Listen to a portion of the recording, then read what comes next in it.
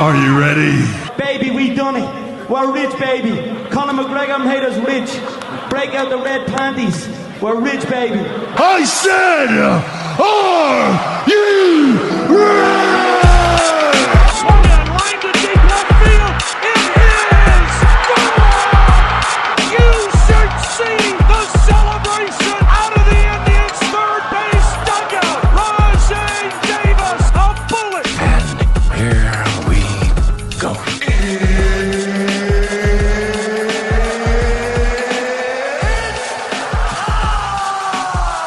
For the We Like Sportz Podcast with the hosts you love, Riggs, Keith, Austin, and Peyton.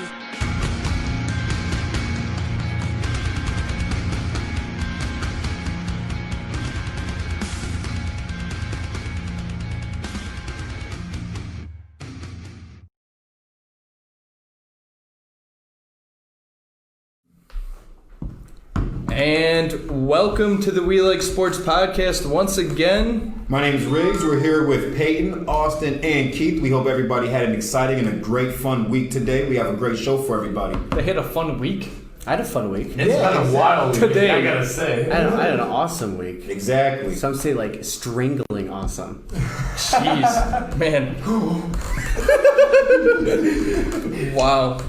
Yeah. So, anyways, we got sports to talk about. We're here in the new studio of the KM Voice Studio. Yes. We want to say a thank you to Hooligans? Yes, Hooligans. Yes, Hooligans not Boxing. Yes, Hooligans Boxing Gym, our producer Tyler, and the We Like Sportz family and KM Voice. So thank you, everybody.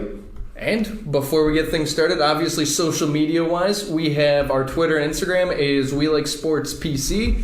Facebook page is We Like Sportz Podcast. Go on Facebook.com/We Like Sportz PC. You can find it nice and easy right there. Easy things and easy life. That's all you need. Don't make fun of my hand motions. I'm like Mag from It's Always Sunny. YouTube-wise... Damn. YouTube-wise, the We Like Sportz Podcast. Subscribe somewhere to the left, bottom left. I don't know where it's at. Bottom left. Nope, other side. It's on Austin's side. Bottom left. Yep. Over here? Yeah, close enough. There it is. There you go. Hit that subscribe button. Click the bell for every new podcast, 9 a.m. on Thursdays. Also, podcast-wise, 9 a.m. Apple, Google, Spotify, Stitcher, and Anchor. And enough of the social media. Later on today, around the 8 or 8:30 hour, we have Cleveland Browns icon. I'll go with icon there. Yes. Pumpkinhead. Yes. I'm really excited about that, Aaron. I'm excited. I'm It's gonna be really fun. excited. There's nothing better than an extreme Cleveland sports fan. Right. There's nothing better than that. For the Indians, you got the guy who wears the Wahoo thing. So they dyed the beard with the John Adams. You got John Adams, yeah. I got to bang his drum one time. Oh. I was about 8 years old. He let me hit it a couple times. You let you bang his drum? Yeah, I banged John Adams' drum. At 8 It was years pretty old. neat. At 8 years old. I got to hit it at Tribe Fest. My dad was watching, so it was fine. And then when you talk about Cleveland sports fans with the Cavs, you got the sign guy. Oh, yeah. Also, so Yeah. right. And I remember when I was a kid, the Cleveland Browns had this guy. What was his name? Like Big Dog. Oh, Big Dog, yeah. Big Dog. Yeah, he wore the outfit. I remember. Okay, but can we all admit the greatest legend in Cleveland sports history is Dick the Cutter? beer guy's here.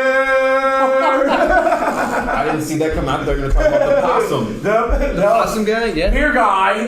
That's beer the guy? Or else what about the beer one guy? Always hooked it up. We've always been to, like, if you've been at Rocket Mortgage Fieldhouse when there's sports going on, if you've been to Progressive Field, you guys have to know the one guy, the Pepsi guy that gives the Pepsi speech all the time. Pepsi Max.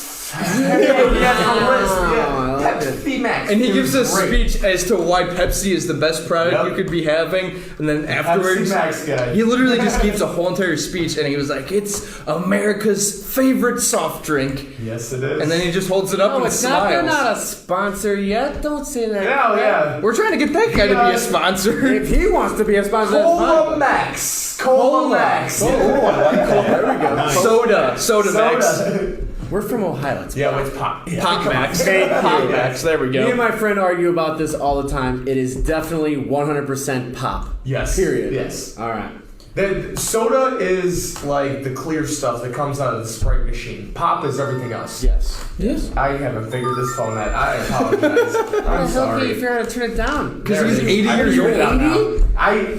You know what? Grandpa Austin just figured out how to get his new iPhone. It's not even an iPhone. It's a really crappy Droid from Walmart. Are you on the Walmart mobile? No, it's still through Boost. But Good, because Walmart yeah. Mobile sucks. They're not going to be a sponsor.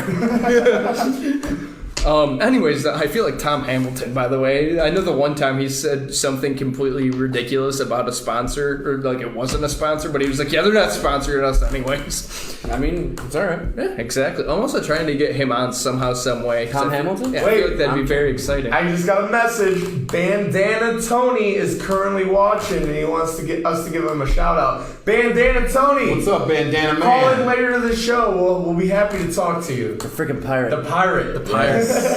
Man, I miss him. I'm not even a Browns fan. I miss him. One doesn't simply miss a pirate. Absolutely. You just accept the fact that he's back on the 7 seas. Right.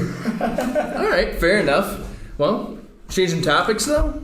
Obviously, I'm trying to do a little something different here. Actually talk sports? Yeah. Actually bring back sports as a whole in the middle of a pandemic and have them social distance like we're social distance right now. I refuse. Never mind. Go ahead.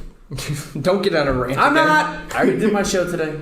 But anyways, though, I want to do something like to start off for like the first half hour, something similar of that sort. So we're gonna call it the tip-off, and the tip-off is Paul George was almost a Cavalier in 2017, but the Pacers backed out last second, and your team would have been LeBron, Kyrie, and Paul George. I'm sorry. Kevin Love would be on the Nuggets. I'm sorry. That 2016 Cavs team was the only possible team that could have beaten the Golden State Warriors at the time in 2016. And in 2017, all the Golden State Warriors did was add Kevin Durant and got so much better. It didn't matter. And you could trade Kevin Love for any other player in the NBA at that time, and they still would not have beaten that Golden State Warriors. That's a fair assessment. I can honestly believe that. I mean, I was mad about after the 2016 season because I felt like the core of the roster and all those athletes, like they just broke apart. Yeah. Exactly. Like nowadays, if you look at our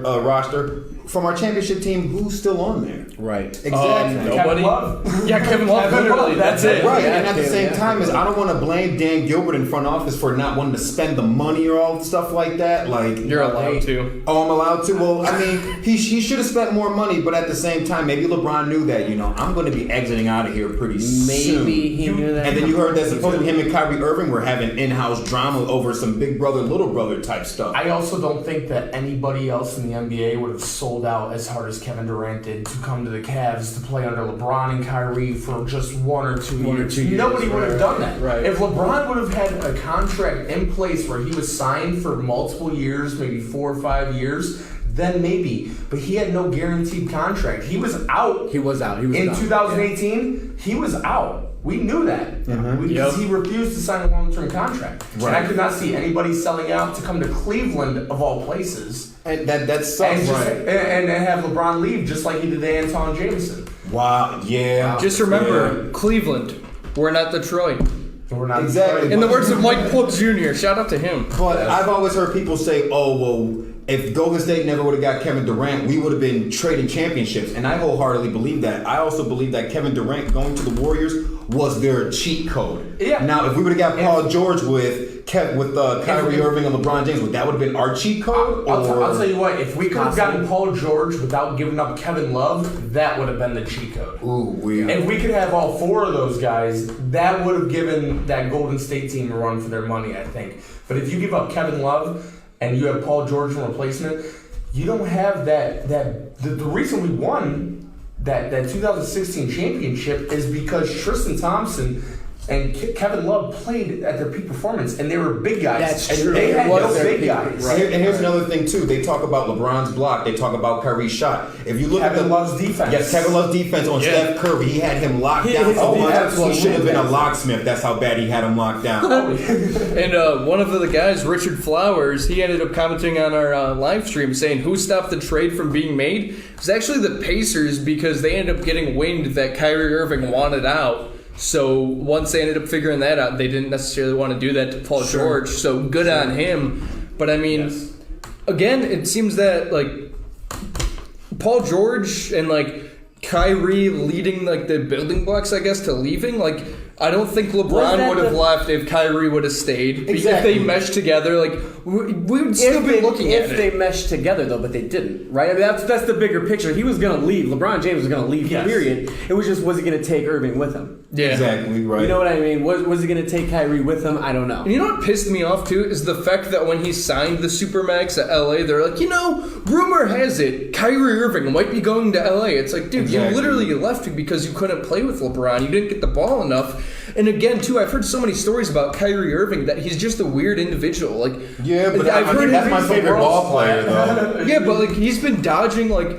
Obviously, like after games, like he would go. Him and LeBron would both go like the secret way. This is coming from an undisclosed security guard when I was working the MAC tournament. Like I was just shooting the crap with them, and like I was just hearing all these stories about like Kyrie Irving and LeBron James, how they'd avoid people and gatherings. And Kyrie's the type of person that put the hood up and would just go straight to the park and grouch, and people wouldn't know it's Kyrie Irving. Another thing too that I wholeheartedly believe. Kyrie Irving. Exactly. I wholeheartedly believe that Kyrie Irving has not been the same since he's left the Cavaliers. He went to Boston. Yeah, they seen a nice playoff run, but I felt like his conditioning on his body wasn't the exact same. Like LeBron James is a monster. He is a machine. He knows how to condition himself. He can help you with that. And I think that if LeBron and Kyrie would have stayed together as a 1-2 combo, maybe Kyrie Irving wouldn't have had a bad injury like he did in Boston and in Brooklyn. I feel like he took a step back by leaving us. Yes, I agree with that with the conditioning part. But can we also admit that LeBron just makes every player he's around that much better? That's the damn true. I saw something.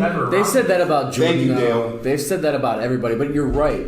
If LeBron James doesn't leave, Kyrie has that competition, that big brother competition. I want to be like you. Now he's conditioning just as hard as James is. Now he's conditioning for the longer run, for that, for the move. And what happens at that time? Do you know what I mean? What happens at the end of it?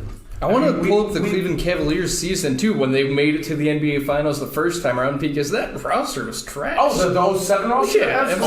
Daniel Marshall, Eric Snow, Sasha Popovich. Yeah. Daniel Gibson, Drew Gooden, Larry Hughes. Zdrunas Ilgauskas, the Cleveland legend himself. And he is a legend. He is here. He's a legend here. Yeah, yes. That's it, though. Anderson Varejao. You can't win an NBA championship with one legend and one local legend. You need multiple legends on a team. You need the talent. Game. But back then, not necessarily, like, because you didn't have stacked teams. You didn't have big threes back then, but you had San Antonio that was meshed back then. San Antonio was a big three. Yeah, Bruce Bowen, Tony Parker, Manu Ginobili, Tim Duncan. That's four right there. But it's not like... But that was all glued together. I'm sorry, True, but I believe the Pistons, even in that 07 season, had a big four. Rasheed Wallace, Ben Wallace, Chauncey Billups, Rip Hamilton. Mm-hmm. They were all and Tayshaun Prince. And Tayshaun Prince, too. Yeah. You had just, they were all guys that you could put them on any team and they'd succeed. Oh yeah, absolutely, 100% too. But they didn't have the stacked teams. I still don't think that that is a stacked team like we see today. I think Miami Heat started the whole stacked team, and Boston Celtics. No. See, here's the thing. Boston Celtics got lucky by the luck of the Irish, and no pun intended. Danny Ainge, their general manager, was lucky enough to throw out to Minnesota and Tampa or whatnot and say, "Okay, I want Kevin Garnett. Okay, I want Ray Allen." Oh my God, they actually bid on it. Dummies. Now I got to take them. Yeah. And now they won a championship where, supposed to, Garnett or Ray Allen never said, "Hey, I'm going to do a live TV special and announce where I'm going on national TV." It was great management. Yeah, great management and stupid GMs just like Ray Allen. No, when Boston formed their big three. Yeah. It wasn't free agency. The start of that's the difference nowadays. It's the fact that players are somehow able to make up their minds on where they want to go.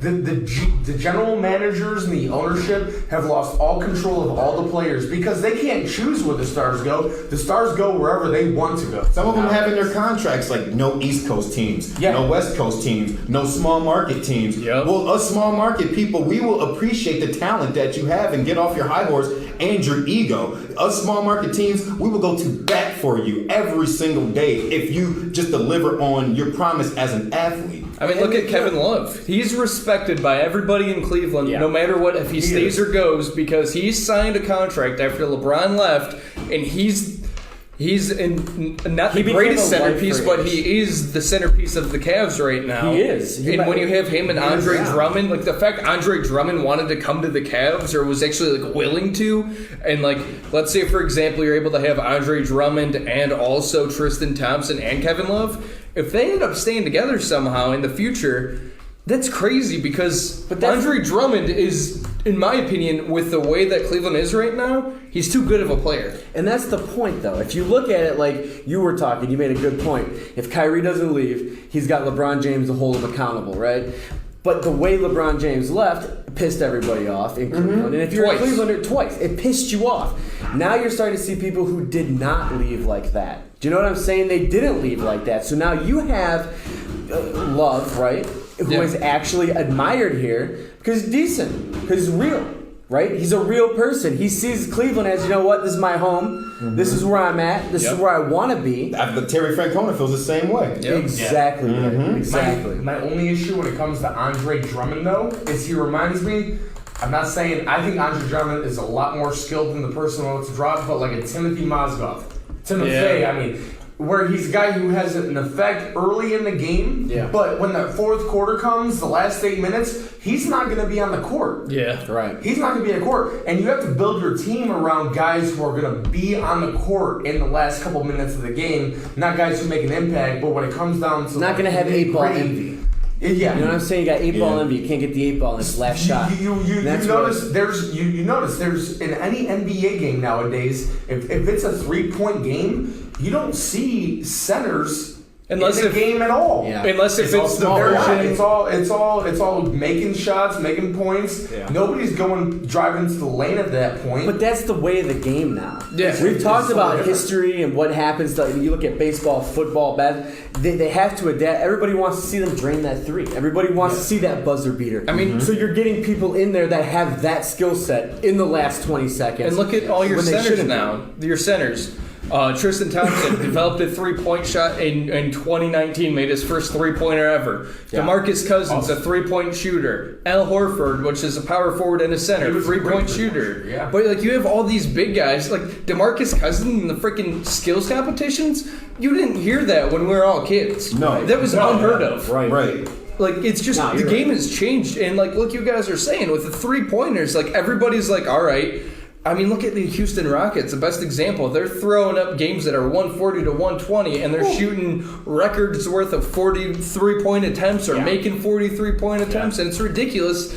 And sadly, too, to continue on the point, look at all the kids now. Like, Keith, you have kids, and I'm pretty sure when they grow up, if they want to be a basketball player or idolize a basketball player, it's more than likely going to be Steph Curry because they enjoy that three-pointer. Yeah. Luckily, it's not driving in and dunking anymore. My niece is currently playing like the travel basketball now. She's about 13. Sure. How do they guard 6 feet apart? But they can't. But when it gets back to it, but her favorite player is Kyrie Irving, and I'm like, thank God.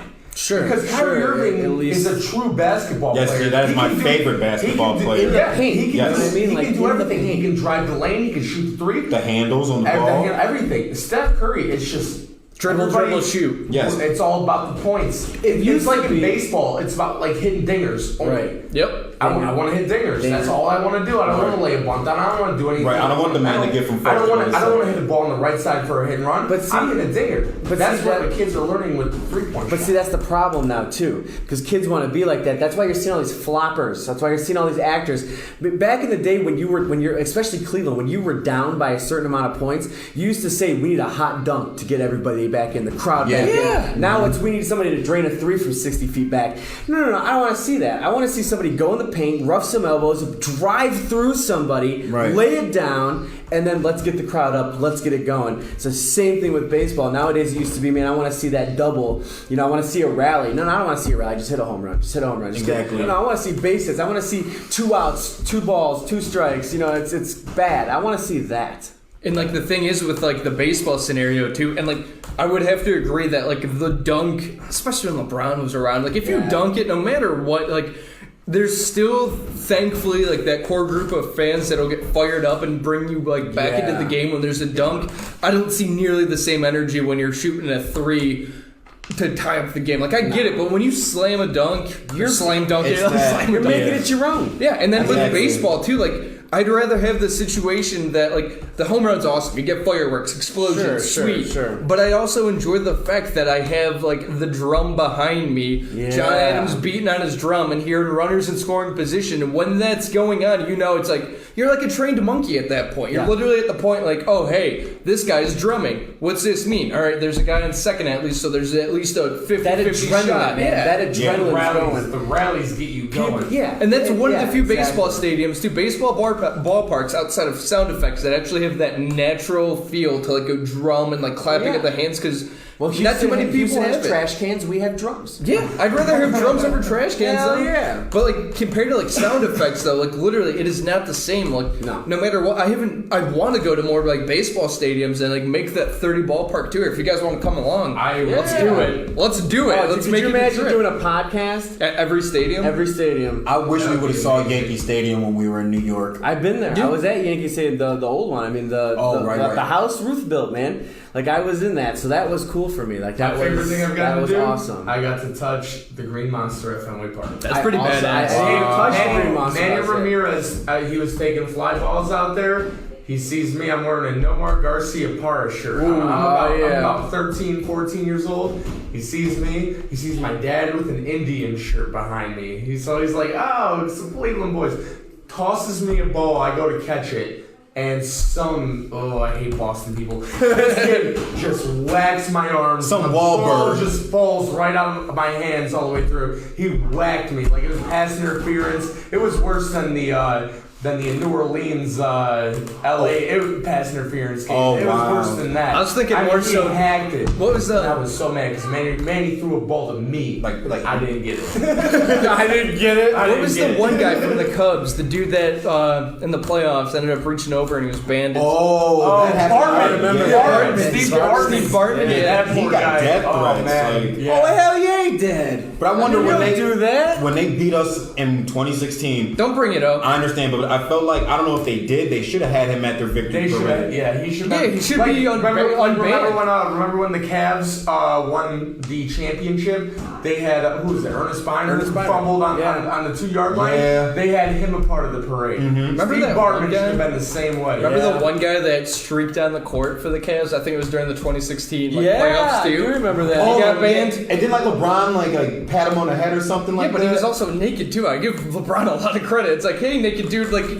way to go. You got your limelight. Want to hear a funny streaking story? That was you, right? No. I mean, depends how many claws deep I am. Claws? Come on, you're Hey, like below 7 on welfare. I'm slimming down a little bit. White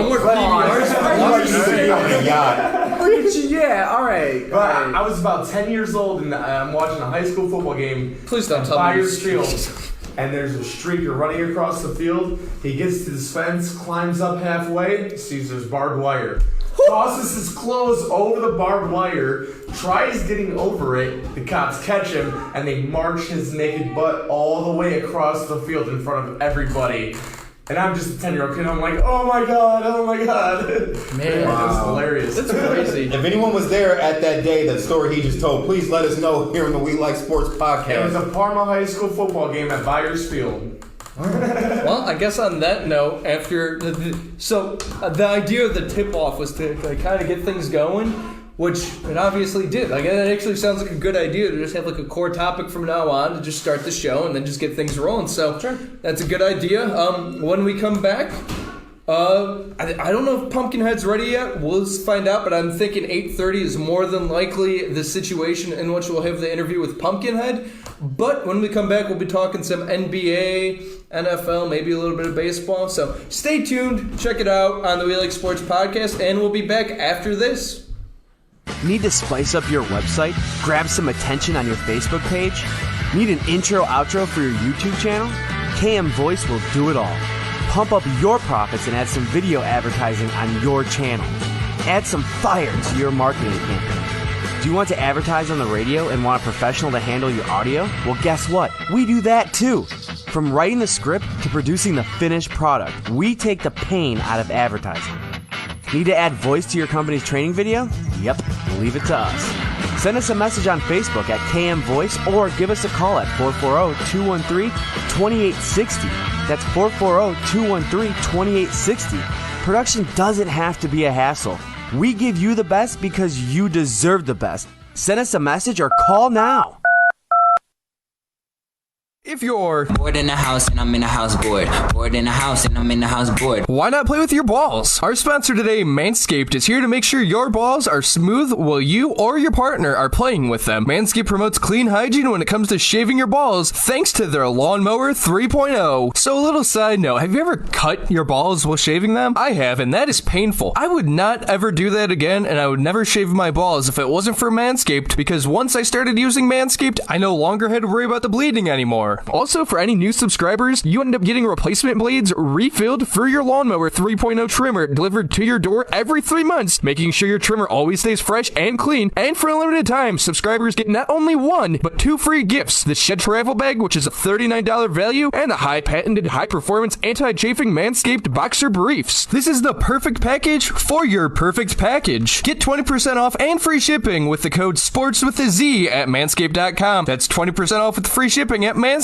And use the code SPORTS. Make playing with your balls the best part of your day. Thanks, Manscaped.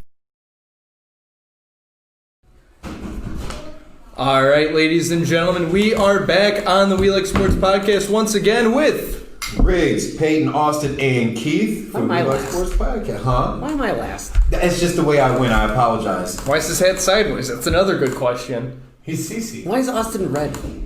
I am like a lobster. No, I'm just kidding. You belong in a Wolf of Wall Street movie.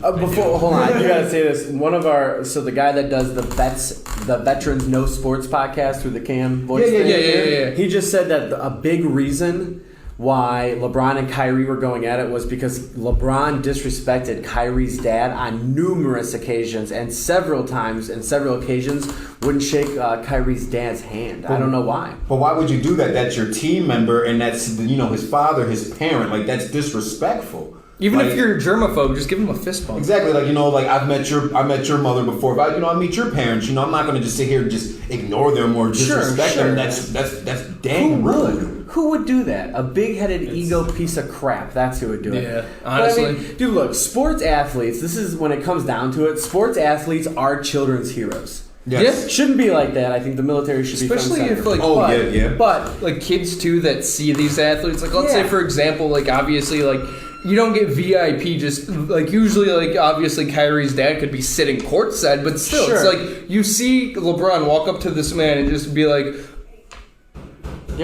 and then just nothing, and just no sells him. It's like, dude, like what is that's so disrespectful. And a kid sees that you're going to be disrespectful like that. What's the point of acting like that if you're a big star? Don't you get into the game for the fans?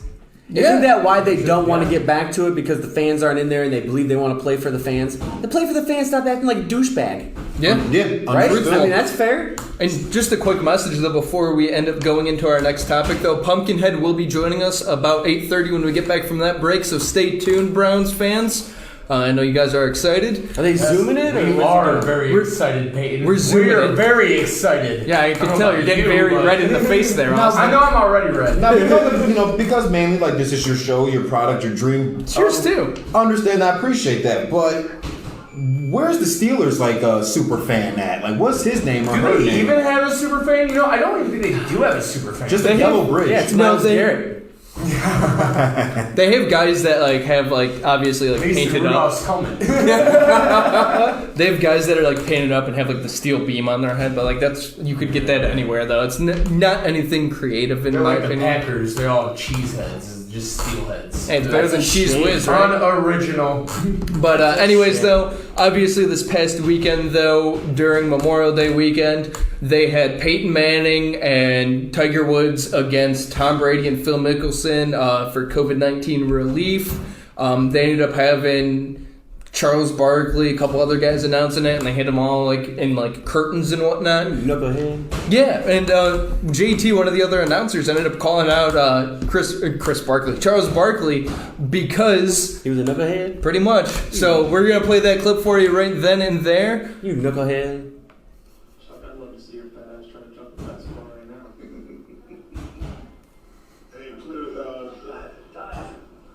Hey, JT, you can't call me fat on TV. That's bullying. I'm gonna call HR on you. But like, I'd love to see your fat ass try to jump the basketball right now. He's getting angry. Hey, dive. JT, you can't call me fat on TV. That's bullying. I'm gonna call HR on you. You knucklehead, I'm gonna call HR, you knucklehead. But like, just the whole entire thing, like, obviously, like, out of all of us right now, if any of us looks like golf fans, it's probably Austin with his sunglasses, his button down. He doesn't look like a golf fan. He looks like he's a male escort. I feel like I should pay you money to be here right now. I mean, I thought you did. I'll take that as a compliment. Yeah, absolutely. You're the best male escort. You don't want to see me on a golf course. I hit triples down the right field line. When I drive. I can golf. I can't. I can do irons and I can do the putter, and that's about it. I can't golf at all. I can't drive at all. But like, the hits. Riggs is laughing because he's actually the secret golfer. He's the Tiger Woods out of all of us. Oh my God! I'm sorry. Was it the male escort then? Yeah. All right. He's actually the male escort. That's the thing. But swing. But anyways, though, with the whole entire like golf world, though, like, not everybody's a golf fan. Obviously, you're not watching it outside of being a very, very, very casual fan and watching it maybe for the Masters. But like, you have people tuning in because you have two NFL legends playing and partnering up with them. You have It's the only reason Peyton I watch Manning. commercials anymore, because Manning's in all of the commercials. Yeah. But I think it doesn't even matter what sport they're playing. They could be playing like they can put a cross. It's seeing the people that we've grown accustomed to. Yeah. Competing against each other, and it doesn't matter whether we just want to see competition right now because we've been so withheld from it. And just even though it was golf, I don't mind golf. I enjoy it.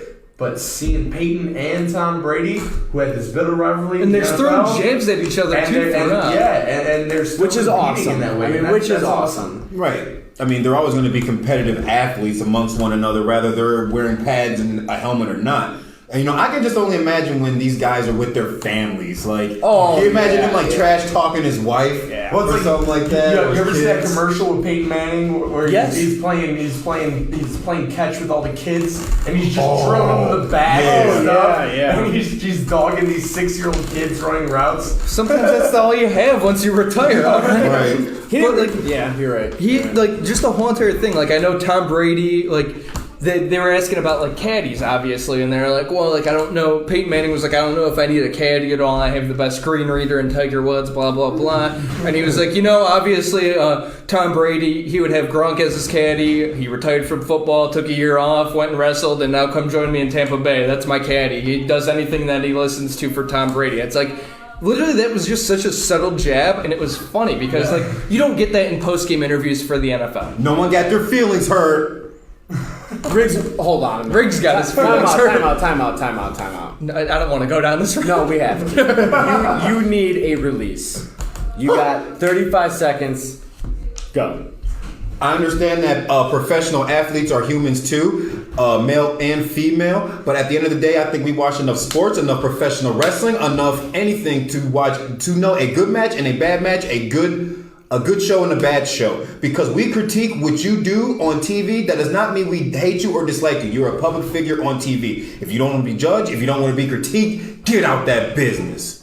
Man, he didn't even swear. Dude, you were like strict. That was like rap god. That's literally the reason why I wore a shirt when I wrestled for the first 2 years. I didn't want people judging the way I looked with a shirt off. But you have enough confidence to go out there and do it. Yeah, and he's also saying you have a nice body. But that's the thing. He's right. Public figures are public figures. Yeah. I've said this for years. If you're an athlete, don't have a political opinion, just shut the hell up. Because then when we come back with a political opinion on you, you then get butthurt about it, and they're like, oh, well, you said this and you said... But you started it because you had to say something stupid or something I didn't agree with. Listen, I don't watch you to hear your political opinions. I watch you to shoot a ball, to hit a ball, or kick a ball, or catch a ball. Other than that, shut up, right?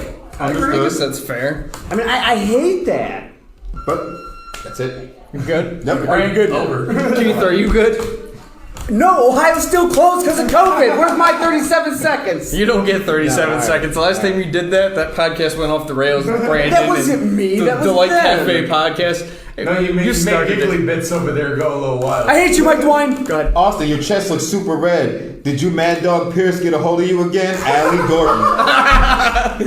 Well, Allie, come on. That's Alley Cat. She's a little feisty one. The answer is yes. She almost got arrested like 2 times last week. Man, you just gave that Maybe we shouldn't say that on air. That maybe she's just an angel. Uh-oh. Hey, hi, Allie. Allie is the perfect person. Allie is Mad Dog Pierce's like tag team partner. Like those two. If there's 2 girls in any place causing a ruckus, those 2 will come there, and you're in trouble. You are like 80. A ruckus? Yeah. How's it a ruckus? He can't figure out how to turn his phone off. Listen, I'm 80. Let's get back to golf, all right? Golf. But anyways, though, with golf, like, it's the whole entire ordeal, though, that they were taking jabs at each other. Like, Tom Brady apparently still has the clutch gene even outside of football. Like, I think they're like a couple strokes behind. You guys cannot read comments on. Oh my god! As you were, but sorry. Like they're a couple strokes behind, and actually, our producer Tyler's actually gonna be playing that clip here soon. And he's just from behind. He ends up chipping it in for about 150 yards. It's like, yep. Yeah. Oh, go in! Goodness! Oh, you made it! What? They showed. Oh no, they didn't show it. Their air high five was like this. It was like high five. Oh, I can't do it. Oh, go in! Yeah! When you look at that, when you look at that, you're like, oh, okay. I want to see Tom Brady throw a golf ball as hard as he can. That's how the world goes off its axis. It really wouldn't go that far. We can't let that happen. He throws ducks. Oh, I was going to say, you can't deflate a golf ball. He throws ducks. He throws. Look at Mr. He's a smart. He's a system quarterback. Oh my God! Who's also the greatest of all time because he's been in the greatest of all time system. Wow. That is true. I'm very interested to see how he turns out in Tampa Bay. I mean, obviously he is Question. The 4-letter network, I was watching it before Peyton came and picked me up for the show, and they said, out of the NFL quarterbacks, who has more pressure this year, Dak Prescott or Tom Brady? We'll get to that a little bit later because I do want to discuss Dak Prescott pretty much denying money. What? I don't know what the hell that means, but we're on the big screen. What's that even mean? I don't know. Are we at a bar on the big screen? That'd be awesome. Hi guys, this is the We Like Sportz Podcast. We're at a bar. I like Curtis Matthews. Hey everyone. Hi Mom. Everyone over at Curtis and Babby's, hello. Oh, the big screen. There we go. Right. Dave says Tom Brady could swallow a golf ball through a garden. I was gonna say that, but I stopped myself, Dave. Oh my God. He's probably right though. It's like I heard that. I kept going down. Dave is the one that was dogging me about coming from church the other week. Yeah, now you're coming from golf. You went from church from golf. Yeah. Hey, you know what? I guess that's where you the look trap good. is. Sorry, the strip club. You even got the sunglasses hanging off. Like that pisses me off. Like you look like. Should I wear them?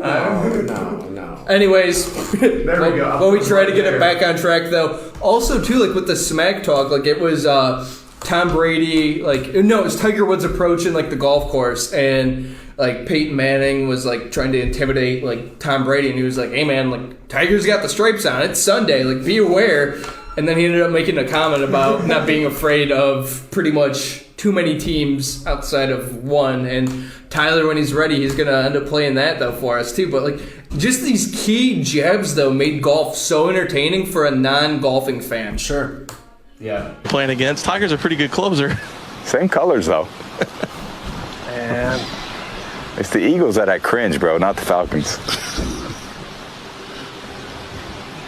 Kind of in between those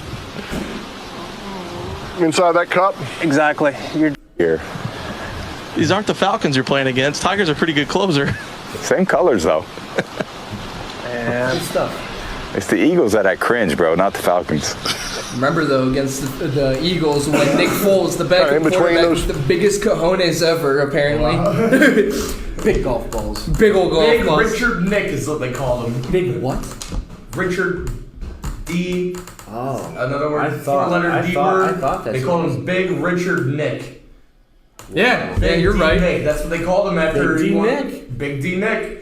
Better And than it Swisher. rhymed really nice. I almost got that T-shirt. But watching stuff like this, it kind of gives me hope for all sports. Because this is just golf. There's Golf nothing- isn't popular. But And it is not that entertaining to me. The only Right. sport I can really think of that's really mic'd up is the NFL. But Yes. you don't hear that until afterwards. Having these live mic ups is really entertaining. I think it's a game and I changer. think it would be great for the sport of golf alone if you had the guys really mic'd up instead of just catching glimpses. Sure, and you what had they're them, saying, yeah. and you encourage them to be entertainers as well. It as shows that they great have personality, athletes. Because too. they literally, they're known for flamboyantly like dressing and standing out, like that. Ricky Fowler's. And I see Ricky Fowler dressing in a creamsicle suit. I want to hear what's coming out of his mouth. I think that'd be great. Tips. Oh, I'll give him some lessons. Don't You worry. need to. But you're right though. Sitting there listening, like the MLB All-Star Game. Yes. That was so freaking fun. awesome. It was awesome to hear those players talk. It was awesome to hear these guys. You know, and a lot of them were going back and forth with each other. You know, the pitcher, the bat. That was awesome. And like spring training too, to go with it. When we had spring training, like literally, I've seen videos of Chris Bryant, and he was like, "Oh, 2-2 count. I'm thinking fastball inside." It's actually a fastball inside. He hits that foul. He's booking it down the first base side, and he goes, "Oh, I don't want to do this again. I'm tired. Yeah, I'm done. I'm tired. Take me out." Like it's like that's entertaining. And like if you look at it, like the new group of fans that you want to have, like the kids now that are like, obviously you're not going to get mic'd up in middle school or high school or rec ball, but like down the line, it's like not only do I get paid millions of dollars, possibly, not only do I get paid to be an athlete, but if I want to be an entertainer as well, I could be an entertainer. How do you think Dwayne The Rock Johnson became such a huge star? They put Absolutely. a microphone in front of his mouth And just let him go. Let him go. And you could let do him that. go. You could do that with any athlete in any sport, and they could become more than just a baseball player, more than a basketball player. They could become a superstar in all sorts of different ways. You know. Understood. I mean, like I've seen Derek Jeter in like a movie or two. Yep. You know what I'm saying? Like this, But Tom athletes. Brady and Ted. Could you imagine? Yeah. Could you imagine guys like that who had the opportunity to be mic'd up, and you learn not only their skill in their sport, but also their personality? Look, the whole point is you got to remember these people are people too. Yep. I know that sounds Absolutely. dumb. These people They're are playing the people too, game to get but- paid a lot of money, but again, it's a game, and they're getting like again. I hate using this example over and over again, beating a dead horse, but Zach Plesac is a prime example that we got to interview him, and it's like you're 100% a human being. You're in limbo right now, just like everybody else. Yeah. You have a personality. You let it show on an interview. Yeah. More people, more radio shows, more podcasts, more people are going to be willing to reach out to you because of your personality, outside of just your play alone. More people are going to relate to you, and that's what you want. You know, whenever you hear about like Francisco Lindor, smiles. Did you know he's having fun in the game? Game Plesac says it all the time in the game. Yeah, Mr. Smile. Mr. Smile. Mr. Smile. But you know when he Mr. turns Smile. around and like starts pointing at people and saying, you want to hear what he's saying. You know he's something stupid. You know, like he made that awesome play. I want to hear him talk to I wanna himself at hear the what- plate, hype himself up. You know what I'm saying? You Right. just want that to happen. You know There's what I mean? one Like, thing I that's want to end up pulling up too. It was something of the Indians. Obviously, STO had the 22-game win streak going on, and it was something that was said. I forgot what exactly. I'd have to end up pulling up that video a little bit later on. But the fact, though, that literally it was like a little backstory of like, well, Francisco Lindor was up in that 22nd game. He was ready. Like they had a feeling that they were going to win. They were going to come back. They were down by 1. They ended up having that run driven in. It's 2-2. Yeah. Jose Ramirez hits a double. Jose Ramirez is feeling it, and it was like some kind of joke too. And I'm like, I actually like that because you didn't know that backstory at the time. Right. It took 3 years later to find that out. You know, there's people who have never played a sport before. We're all lucky to have played a sport. We're all lucky. We're all lucky to have played a sport, so you know that team really feeling. Listen, I bowled in high school. I played baseball for 2 years in high school. I played baseball and racquetball before high school. Listen, I played sports, pal. I thought I was Tony Hawk from age 11 to 18. So we're about the same age. Me and Austin will This talk is for an me. This is conversation, so see your way out. What about me? I'm D'd over. You are D'd over. Anyways, the people that have played sports. More like D6. Know exactly what it's Listen, like. don't make fun of Chicago Heights High School, all right? Railing it back in. You know what it's like to have that fan, to play, to get that hyped up, to get that adrenaline, to be like, oh man, I'm at the plate, 2 outs. You know what I mean? You're going home. You're either going home a very happy person, or you're going home head hung low, sandals on, pissed off in the car. Mom wants you for ice cream, and you're like, screw you, I don't want ice cream. I want to go home and do nothing. No sprinkles either, because sprinkles are for winners. That's right. Like I was saying, like there's days like where I wish I played organized sports growing up. Like I watched my roommate best friend Brian, he's playing, my NBA game, and I'm pacing behind him with my arms crossed like I'm a coach, just sitting here like Tyronn Lue over here. Yeah, like, all right, do the 2-3 split, blah blah blah blah blah blah blah. Like, all right, Brian, call a timeout. But I'm like, man, why didn't I not do that instead? But everything happens for a reason. Why didn't you coach? Why didn't you play the video game? What are we going with here, Rich? Why didn't I just play sports in general? But here's the thing, though. There's still time. I feel like I'm a motivational speaker right now. There's still time, though. Like, there's softball leagues. Obviously, it's not as competitive for baseball. Make an announcement. I start my softball league Monday, and I could not be more than happy. I want to I start like Tuesday or next Tuesday. I want to play. I played in the MSBL,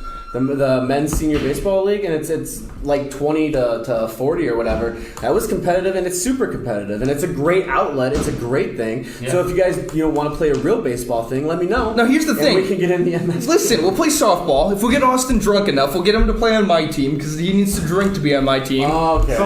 It's the only way. We'll get Riggs. Riggs would love to play. He'll be left out. I do have Mad Dog Pierce and a couple others of our friends who are down to play on your co-ed team. I need to find that out still. Side note. But anyways, that's enough side conversation. Where were we at? Something about golf, right? It's horrible. Golf is horrible unless okay. Another thing, though, too, about the mic'd up situation. Obviously, NASCAR's been back as well. They're wearing face masks while driving, although I don't quite understand that. I'm not going to complain. I'm not going to keep going. But the fact, though, is like Brad Keselowski was interviewed after the race, and they're like, well, what happened, blah, blah, blah. And you're like, he said what happened, then afterwards he goes, you know what, I'm going to end up going to the back and have myself a beer, though. It's like you're literally the stereotype of NASCAR. I'm going to go in the back and have a beer and just relax. It's like, you don't usually say that when there's fans there, because you don't get that input. You don't get, right, sure. So, like, you're sure. obviously, like, here's the only good thing about this whole entire pandemic, the COVID-19 coronavirus. We obviously missed out on our jobs. We're missing out on money. We're missing out on sports. But hopefully this is a way that you could end up changing sports as a whole, though, and you have a new perspective. Obviously, you have your TV audience, and you're not going to hear the live mic through, like, the house sound of the whole entire, like, while you're there. But TV ratings as a whole, like, the Indians have good TV ratings for the most part. Imagine that if you have new fans that hear it mic'd up, too. You hear the personality. Sure, and I can see that happening. I can see that, you're hearing Lindor, you're hearing Ramirez, I mean, Spanish only, but, you know what I mean? Because Lindor can speak English a little bit, but Ramirez barely at all. Right. But you got, like, Santana. That was the thing. I remember it now. The thing about the win streak, though, it was Jay Bruce. I'm not going to say anymore, but it was Jay Bruce and Edwin was like, I'm not doing the interview. And then Jay Bruce called him out on the spot. He was with the team for like 6 days. He goes, dude, do the interview. Like, I'll do it then. Like, you could do it. But anyways, though, no mean to cut you off. I just want to get to the break here soon. I saw something on Bleacher Report, and it was the 2022 Cleveland Indians lineup and starting rotation. It's looking like this, according to Bleacher Report. Your leadoff is Oscar Mercado in center. Nolan Jones at third. Good. Jose Ramirez at second. Where he should be. Franmil Reyes at DH. Perfect. Somehow they trade for Jock Peterson and get him in left field. Bobby Bradley at first. Tyler Freeman at shortstop. Daniel Johnson in right field. And Roberto Perez at catcher. Then your starting rotation is Shane Bieber, Clevenger, Carrasco, Savale. And then your the fifth member of the starting rotation is Tristan McKenzie. And your closer is James Karinchak, which I like because you don't need to overpay Brad Hand when you have somebody like James Karinchak that could actually throw the ball and close out games. I like it. At one point in time, Brad Hand was decent. Well, yeah, in the first half of the 2019 season, and then he lost how to throw a ball. You know who I think is going to be the biggest surprise out of that entire list that you just said? He's going to be actually not in the 9 spot. Nicolas Cage? No, is Roberto You guys Perez. didn't hear about that? Oh, yeah. Oh, yeah. Cleveland Indians. He was in Mike Clevenger's sunflower of his tattoo, too. Yeah. But anyways, Roberto Perez. I think Roberto Perez is going to be the biggest surprise for the Indians the next couple of years. I hope You he think is. Roberto Perez? The way when he stopped splitting games with Jan Gomes and he had a full season. I mean, he said, hit 24 I think it was homers? 92-3 the fan. He said I'm going to get 20 homers to them because they asked him, what do you think you're going to get? He said, I'm going to get at least 20. And he was in mid-20s. Yeah. I mean, the only thing is, I don't think he's really. I don't think he's really a big surprise. I like Perez. I think Perez has. I liked him, but I was more of a Jan Gomes guy. I was a Jan Gomes guy Roberto Perez, if I was too because of Jan's defense. But Roberto Perez's defense is the same thing. Statistically, it was pretty much the same thing. It just didn't have as many throwouts. That's all. I feel like when Jan struck out too much and he pulled the ball too much, he rolled over everything. Roberto Perez stays in the ball nicely, and he's becoming a really nice hitting catcher for the Tribe. And if you look at the 2016 season when he was backing up for Jan Gomes, and it was the World Series run. Runs in the World Series. But also, too, my buddy Tyler caught one of them. Really? Yeah. But one of the biggest gripes for a lot of Indians fans that I know is that the fact that Roberto Perez in 2016, when he was starting for Jan Gomes, he wasn't batting his weight. He was batting like 199. 2 home runs, yeah, awesome. But it's like you've seen a guy jump from 199 average to mid-250s. But that comes with the difference of splitting time with another guy to consistently seeing live pitching. And we talked about this 2 weeks ago, is you have to see live pitching. You can't go straight into a season. You have to see live pitching because you got to get in a rhythm. You got to get the timing down. But I still think he was versatile enough to do that. Like, I still think he came in on key situations and was fine. Like, I think he deserved a little bit more praise, I guess is the right way, when he did have to split that time. I was definitely more of a Gomes fan, fan, but hey, when you look at it now, dude, he stepped up in a big way, period. And gone. That Boston series? Yeah. Absolutely. And he knew, and that's not a joke. Like, he knew what he was doing, and he did it well. And we finally got to see him over an entire season. And he was there. He was one of the most consistent hitters in the entire league for the catcher position, at least. Sure. And he was so consistent. He was the only one that won the catcher Bible or whatever. What was it, the Fielder's Bible Award? Golden Glove? No.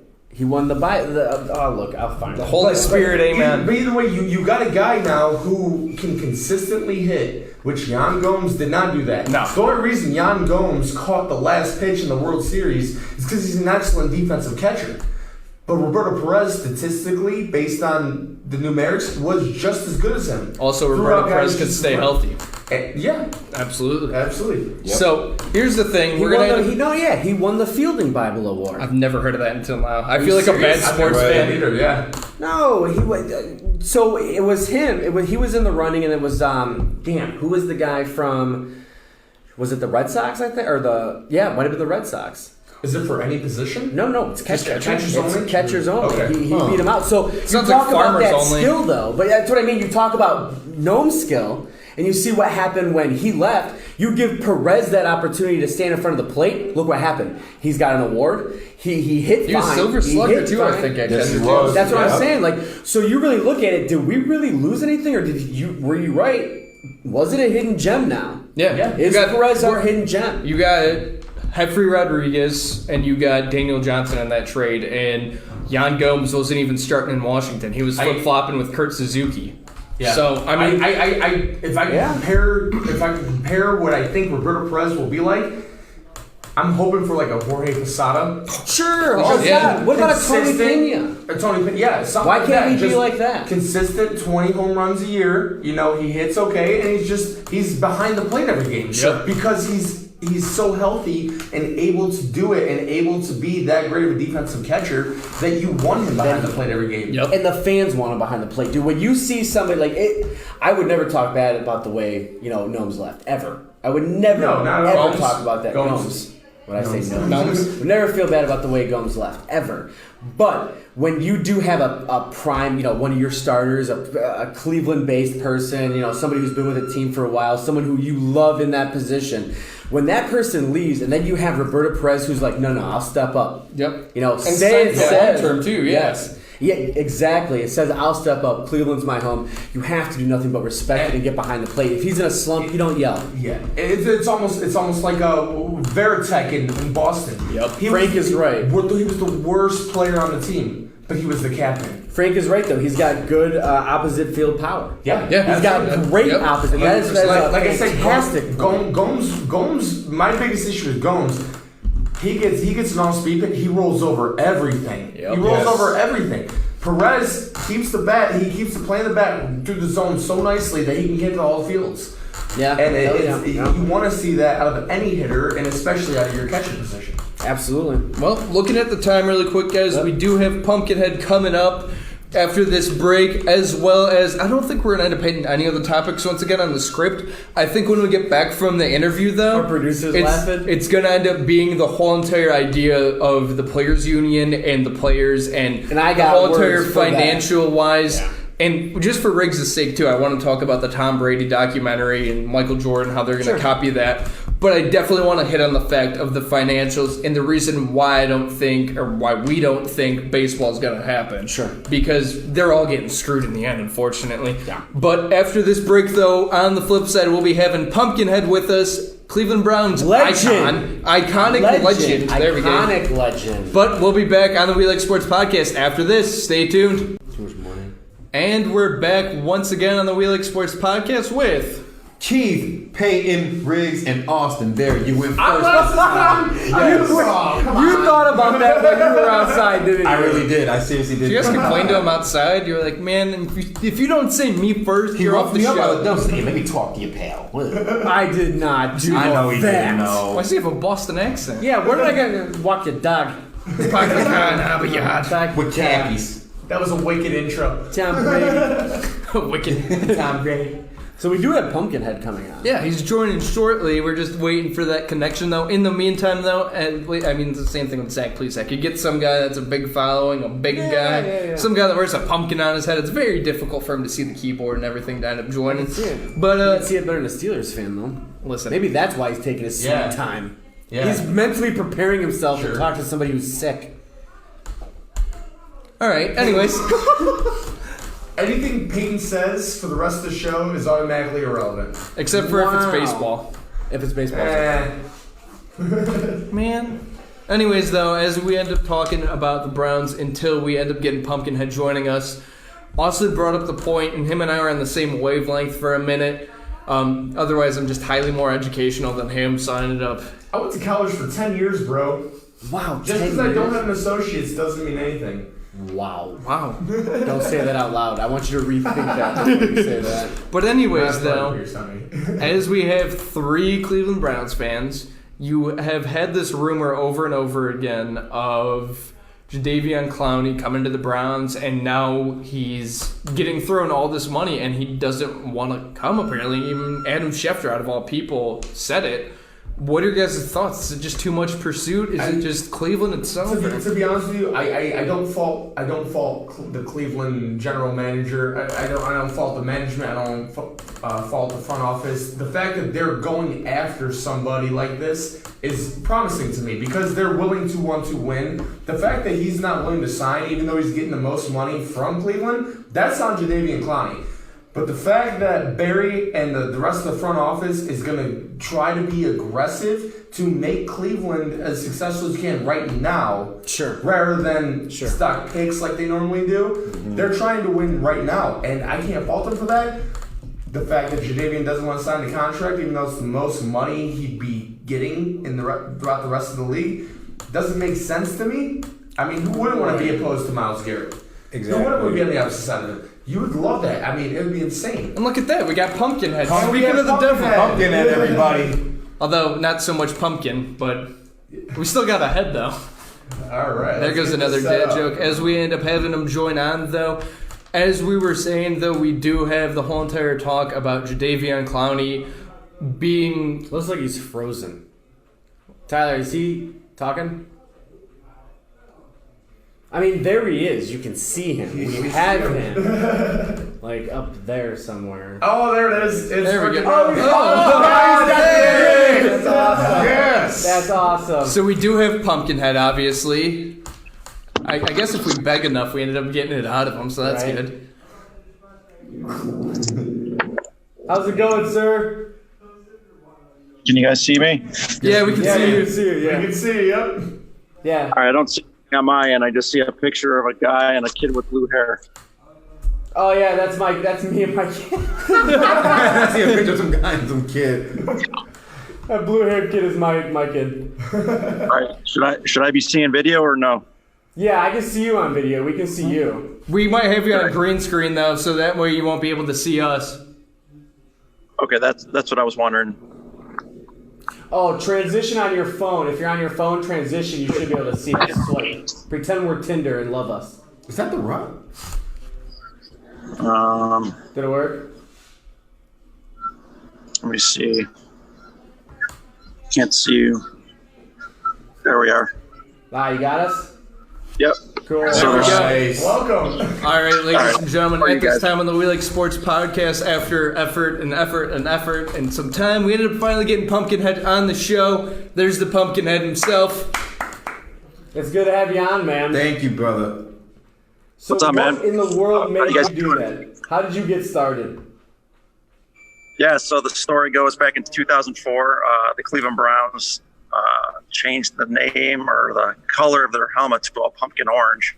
Kind of gave me the idea, spawned the whole Pumpkinhead, and I decided I was going to go to the game and wear a pumpkin on my head. They used to be, authentic pumpkins. Now they're something I make, but started off with 4 of them for my brother and my cousins, and we all were going to go to the game, all of us, and wear these. And I don't know if we got too drunk or what happened, but it was the only one that walked into the game was me. And it was like an instant sensation. Got on the Jumbotron, TV. So every, kind of got bigger each week after that. So I started wearing full pads and uniforms. And Nice. next thing I know, I'm doing commercials and movies and hosting tailgates, and, kind of grew into the Pumpkin Nation, where I've got my RV, and now I'm traveling to away games, and it's just taken on a life of its own. That's awesome, man. Awesome, That's man. awesome. Pumpkin, this is Austin from the We Like Sportz Podcast. There's a friend of mine, I think you might know. I played softball with him, and he goes by the nickname of Joe B. Nightmare. Does that name sound? I've seen pictures of him with you at like the Barley House before, doing stuff. He always wears a mask as well. Usually wears the pads and everything. Yeah, Joe Belinsky. Yeah, Joe Belinsky, Yep, that's him. So you're like a local legend. I mean, you're not a local legend. You are a legend. You're just Yes. a legend, period. So, I mean, we had the guy that, what was it? Bandana Tony. Bandana Tony. He was a freaking pirate. You're like the dude from Sleepy Hollow. Like, dude, we are getting like a whole movie in here. Yeah. This is freaking awesome. Talking to you especially is just awesome. Just because you're, you said it just kind of took and just snowballed and snowballed and snowballed. I mean, when all that started happening, what was going through your mind? Were you like, holy crap, this is me now? Like, I am Pumpkinhead? Yeah, I mean, I haven't missed a game since they came back. Wow. 99 till the present day, I haven't missed a game. The Pumpkinhead kind of took off in 2004, but now it's like, there was one game I just went, I have 2 boys, they're 11 and 12, and, the Pumpkinhead character it takes a lot to do it, and game day, it's almost like a job, it's like a labor of love. So one game I decided I wasn't going to wear it. And, I went as just dad, and people were like, few people know it's me, but, people were looking for me, and it's just kind of like, I've got to do it now, it's just like, can't miss. So, I hear people, like you guys call me a legend. It's still kind of sinking into me. I don't feel any different than any other fan. I'm just, That's I have because unique. you're Batman. You're our Batman. You really are. Like, you are, you can't just go to a game as Bruce Wayne, man. You gotta go as Batman. Like, you're the hero we need. Is he saying something? I don't know if he's. This is Riggs of the We Like Sportz Podcast. Being a diehard Cleveland Browns fan as myself, I bleed orange and brown. I don't care what anybody says. Our colors are not ugly. What is your least favorite team in the AFC North? Does that question even need to be asked? I mean, I kind of want to hear it. We need to hear it. Oh, you need to hear it? The Pittsburgh Steelers. Yes! Yeah. All right. I just want to say, I love you, man. You You're are awesome. the hero we need. This guy here, Peyton, unfortunately, he's a Pittsburgh Steelers fan, but we bully him all the time. Hopefully, the Browns will start bullying the Steelers like Myles Garrett did to Mason Rudolph more often. But he's our cousin that don't know better. Yeah, we let him on the show, you know, even though it's a show.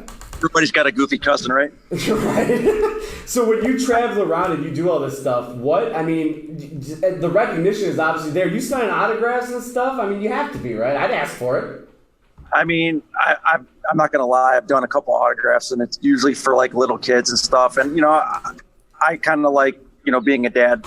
I like doing a family-friendly, you know, family character. So I try to, like, you know, definitely embrace the kids when they come up to me. You know, like, I wish I could tie balloon animals for them and stuff, but really, it's most Awesome. This is Riggs once again on the We Like Sportz Podcast. Since, you know, that is your helmet, that's your thing, that's you. Has one of your kids ever, like, tried to take that to school to impress their friends? Actually, that's a good question. My two boys actually have their own personalized helmets. Nice. Oh, man. Nice. Yeah, because I remember that. So if we get one made up, like if we get somehow just like, you know, we do something, will you sign it for us so we can put it on the We Like Sportz Podcast? Absolutely. Oh, dude, we got to do it. Awesome. And you have to look at that every show. Or, as a Pittsburgh Steelers fan, what if I wear it? Ooh, Oh! He'd be willing to wear it as a Pittsburgh Steelers fan. That's incredible. We got to get one. If the Browns end up not winning, if the Browns win the division or else finish better than the Steelers, I'll do it. We heard it. You heard it first. You heard it here, everybody. So, Pumpkin, as an optimist Browns fan myself, I can never remember not predicting the Browns to go 8-8. It happens every year. Exactly. Unfortunately, I've been wrong for so many years in a row. But seeing the way things have happened with the moves they've made in the offseason, the offensive line has gotten a lot better. Do you have a realistic prediction for this year, or are you going with like a homer senses like I do? Yeah, I mean, after last year, I went on record, like I was on the, you know, interviewed by the LA Times, the New York Post, ESPN, NFL Network, and I was definitely on the hype train, and I told everybody 12-4, and I, you know, like everybody, you know, the hype was there, the team was there. Unfortunately, the coaching wasn't there, and we fell flat on our face. So, I mean, I'm going to refrain from any predictions this year. I just don't think that after what happened last year, you know, being a fanboy and stuff, of course I want to say, you know, 12-4 or 11-5. But I'm just going to say my expectations for this year are the playoffs, especially with that extra seating. So anything short of a playoff berth, I'll be disappointed.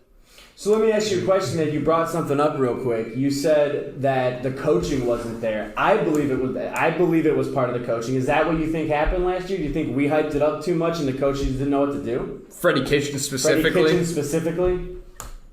Way over his head. I mean, you know, even before they hired Freddie, you know, again, I get interviewed a lot and do a lot of these types of shows, and I really thought that the coach they should have hired was Bruce Arians, and then bring in Freddie as the OC. I know he was like a good cop, bad cop kind of thing, and I thought it would have worked out fantastic. Bruce Arians wanted to come here. I think he's going to have major success in Tampa, you know, especially with bringing in Tom Brady. But still, the guy wanted to come here. He was experienced, and I really think they missed the boat last year. But with that being said, you know, Kevin Stefanski seems like an up-and-comer. He's very intelligent. From what I heard about him, he's not the play, but he's not a disciplinarian. He just commands respect, and I think the players are going to really play for this guy. And I'm pleasantly surprised with Andrew Berry. You know, I thought that was Sashi Brown's protege, and I really didn't think they would be aggressive in the draft or in free agency. And boy, did they prove us wrong. So, you know, I really think the sky's the limit, but again, I'm not making any predictions this year. I'm just going to say playoffs or bust. Nice. Another question for you. With Stefanski coming over, and I feel like he'd be a good fit for Baker. Do you believe that this really is a make or break year for Baker Mayfield? Yes and no. I feel like this is the first year in a new system, so that's definitely going to give him some, learning curve, so to speak. But I also feel that this is his third year, and this is when franchise quarterbacks really take that leadership role and take the team to that next level. And, being that he's the first overall pick, those type of players that are selected that high need to put the team on their back and take the team to where they're expected to go, especially in year 3. So it could be a make or break year, but I really think that, expectations aren't there. I think he will get a 4th year. Okay. I have a question. Out of all the Cleveland Brown quarterbacks you've seen come and go off the shores of Lake Erie, and there's been a whole bunch of them, which Cleveland quarterback has gave you the biggest headache every Sunday? The biggest headache? I say Jeff Garcia, in my opinion. Charlie Fry. Our biggest headache, like heartache, or just biggest headache as in expectations not fulfilling those expectations? All of the above? Yeah, both. Let's go both. Let's go heartache then headache. All right, so heartache would definitely have to be Johnny Manziel. I mean, being that he was a media darling, my boys and I have met him several times, and I'll tell you, he knew how to play the media. When those cameras were on, he was the nicest guy. He'd sign autographs. He'd give my kids his gloves, game, whatever. They sat at his locker. He was awesome. The moment those cameras were off, he wouldn't even acknowledge us. It was just like, and then obviously we know what happened on the field, and, the Billy Manziel and all that nonsense. So, yeah, definitely, with that even being said, I even went to New York for the draft at Radio City. And when they drafted Johnny, I was there personally, and we just went crazy. Wow. So, yeah, that's definitely the heartache. As far as heartbreak, I'm going to have to go with Kelly Holcomb. He was, I would say Derek Anderson's a close second, but Kelly Holcomb, when we, I believe, what year was it? 2002 when we went to the playoffs against Pittsburgh. We didn't pull out, and we had the halftime lead, and they just came back. So definitely, Kelly Holcomb. I just got to tell you this story because it's one of my favorites.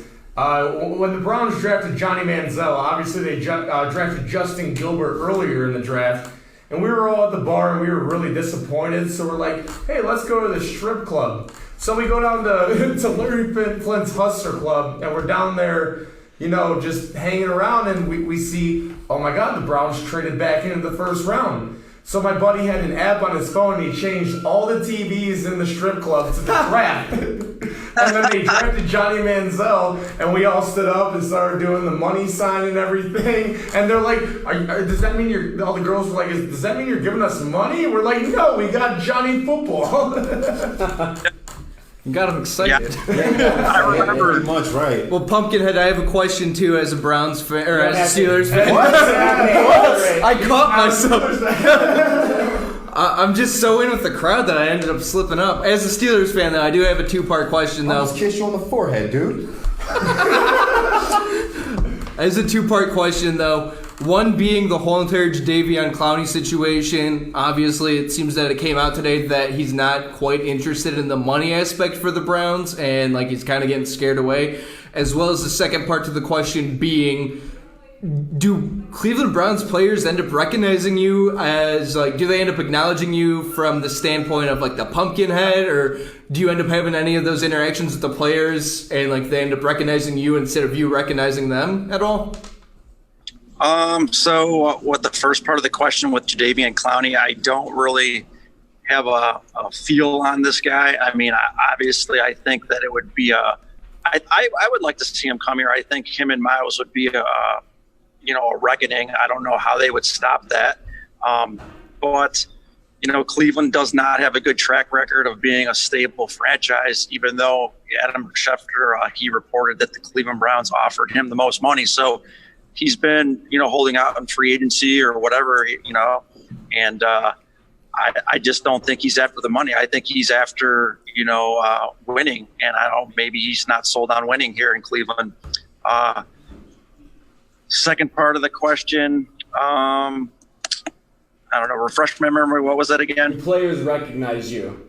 Oh, players recognize you. Yeah, for sure. Especially some of the alumni, they've really taken a liking to me. To name a few, Bernie Kosar and Eric Metcalf have become close personal friends of mine. It's just kind of funny. But, I'm getting to know Baker a little bit here and there. Some of the other players, when they signed Dwayne Bowen, they had the uniform reveal. He recognized me. He put my helmet on, at the uniform reveal. So that was kind of funny. But people, the players definitely know who I am. I do take part in a lot of charity events with the players. That's incredible. Obviously, my character is very legitimate, and if you see my outfit, you know where it's coming from. It's not something I'm purchasing. So, I think that validates, what I'm doing and who I am. Nice. This is Riggs once again. Were you at the Browns game when we started throwing the bottles on the field? Yes, I was, and I'm not going to lie. If there had been a bottle around me, I definitely would have launched one on the field. But all I could find was an empty popcorn container, and it didn't make it too far. Oh yeah, right. This is Austin again. Luckily, I was blessed enough to be at the Browns-Jets game Thursday night. Baker made his debut. And that was the first time I've ever felt actual electricity in the air. I also was at the game last year where Myles Garrett had his incident with Mason Rudolph. And I never felt so uncomfortable in my life. Did the Myles Garrett Mason Rudolph incident remind you a lot of the Battlegate incident? Battlegate, yep. Well, it's funny you brought up both of those plays or those experiences at the stadium because, as you know, I sit in the corner of the end zone opposite the dog pound, right above the visitors tunnel. And, coincidentally, both of those, remarkable plays in Cleveland Browns history happened right in front of me. That pass from Jarvis Landry to Baker right in the end zone was directly in front of me. And then, the head to the helmet, Myles Garrett incident, again, happened right in front of me, but you couldn't pick two more opposite, experiences. Yeah, the electricity was there for Baker for sure.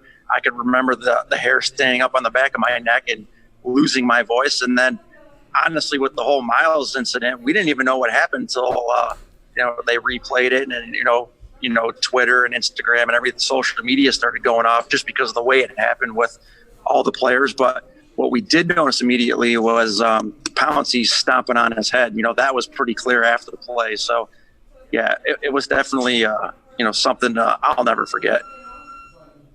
Absolutely. That's crazy. Wow. Yeah, those are two of the craziest experiences I've ever had at any Cleveland sporting event. And it just happened that, they were just total polar opposites. And it was just wild. That's my little man. Did you ever think one day, hey, bro. Hey, does he have his pumpkin head? Other pumpkin head too? His is put away for the season, but those are the pumpkin seeds. Yeah. I like it. Nice. My producer's telling me to get out. I'm sorry. So you ever want to mix it up and I want to see you one day. I want to go to the Jake or Progressive Field. I want to see you with the pumpkin head at the Jake one day, just to mess people up, just see what happens. You ever think about doing that? Actually, my friends kind of gave me an idea to go to an Indians game, and I don't know. I'm not opposed to it. One idea that I did want to do was they have a mascot night at the Cavs games, I'm sorry, it's called the superhero night. I thought I'd blend right in with that. So that's something I'd like to do. Absolutely, yes. Nice. Good stuff. When things finally get back to normal, are you going to still be hosting the pregame parties at the Barley House? Absolutely. We'll be there. We got to do a show there one time. How awesome would that be? Hey, you guys are welcome to come over and do anything you guys want. Oh, man. Awesome. We appreciate it. Nice. Is he going to take up the mantle? Is that what's happening next? Little man, talking to you. What? Go ahead and ask him again. Are you taking the mantle? Are you going to be the next Pumpkinhead for my son's generation? I don't know. Yeah. I'm gonna be an old man like, I remember his daddy. Yeah, that's right. That's right. My dad interviewed his dad. Yeah, one Pumpkinhead. That's awesome. Well, guys, do you have any more questions at all for Pumpkinhead? I know I'm the disappointment of this whole entire interview. That's why I just shut my mouth. No questions. Just I like the fact that you are a true Browns fan. No matter how many times we get that butt whooped by certain teams, no matter how bad or how ugly our jerseys or our uniforms look to certain people, I appreciate you and I love you for that, my dude. Seriously. Yeah, absolutely. Hopefully we'll be able to stay in contact and kind of chat. And we always like to grow the podcast and stuff like that. And it'd be awesome to have you in person one day here in our studio. Yeah, after all this clears up. Yeah, after everything clears up. For sure, yeah. Keep me in mind, and if you guys want to do another interview, I'm always available. That's definitely awesome. I have the Steelers fan as your number now too, so I might be texting you during the season. Can I text you that? I'll text you my number so that way you have sanity to talk. Dude, you got do me a favor before you go. Make sure you say hi to Joe for me, Joe Belinsky for me. Next time you see him. I'm gonna text him as soon as we hang up. All right. Tell him Austin from the unknown softball team. Got it. All right. Thanks so much, man. Sounds good. Thank you so much. Sounds good.